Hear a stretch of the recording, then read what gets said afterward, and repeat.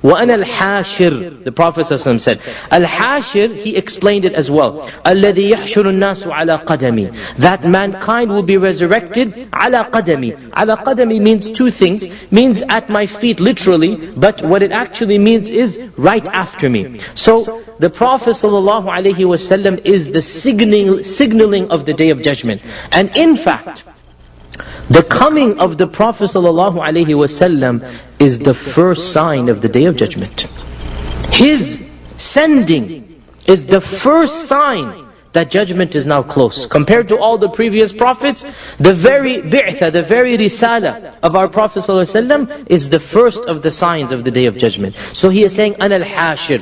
Another interpretation is that I am the first person who will be resurrected, and everybody will be resurrected after me. الَّذِي يَحْشُرُ النَّاسُ عَلَى قَدَمِي. So after I am resurrected, I will be the first person resurrected, and even the order of resurrecting shall be a blessing from Allah subhanahu wa ta'ala. And there is no question that the prophets will be resurrected first and foremost, and then the salihun and the shuhada, and then the rest of the ummah. So even the order of resurrection and the order of recognizing what's happening, because Allah mentions in the Qur'an that when they are resurrected, they'll be shaking off the dust and they will say, Ya waylana man ba'athana mimman qardina. What is happening to us? Who has brought us forth from our resting places? People will be confused what's happening, and the prophets will understand immediately what is happening. And the first person to be resurrected and the first person to understand will be our Prophet ﷺ. So he's saying, Ana al-Hashir, the one that is signaling the Hashr.